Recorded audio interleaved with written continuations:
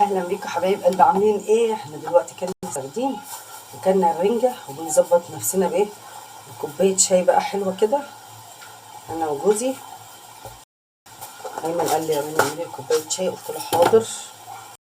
قال لي كوبايه شاي في الخمسينه زي ما بيقولوا عليها في القهوه، صح؟ جوزي بيحب الشاي خفيف مش تقيل. ماشي. وانا دلوقتي عايزه اوريكم حاجه. بصوا العلبه بتاعت السردين، بصوا خلاص هتتحط في الباسكت في الزباله على طول. خلاص كده ما شاء الله. كان في عركه بجد والله، بجد في عركه على السردين. كان في عركه على السردين والعيال قاعدين بياكلوا وناخدوا من بعض. ما شاء الله كان تحفه والله. انا كنت حاسه ان انا بناكل فسيخ. هو طعم الفسيخ بجد وجميل جميل جميل.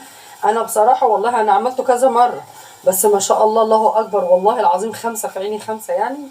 والله اول مره اعمله حلو كده، جميل جميل جميل بالهنا والشفا. ودلوقتي قلنا بقى نعمله ايه؟ نعمله مع بعض كوبايه شاي ونبدا نشوف يومنا ونغسل مواعيننا ونروقوا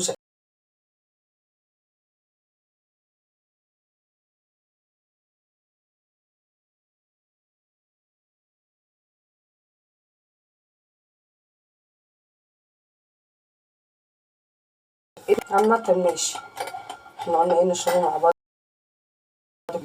دي كوبايه ابو سيف، بيحب يشرب في الطقم العسلي، عايز يحس ان هو باشا. ما هو باشا فعلا. اوه ده الشاي.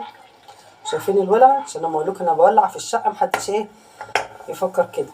بس والله يا جماعه السردين كان تحفه، زيه زي الفسيخ بالظبط. جربوه بامانه، جربوه هتلاقيه تحفه، هتلاقوه تحفه في الاكل، جميل قوي. وما شاء الله حطوا الملح والشطه وظبطوا الدنيا وهتلاقوه جميل تحفه تحفه بجد والله العظيم في الاكل. وبالهنا والشفا. يلا باي باي، يعني اشربوا شاي بقى. مع السلامه.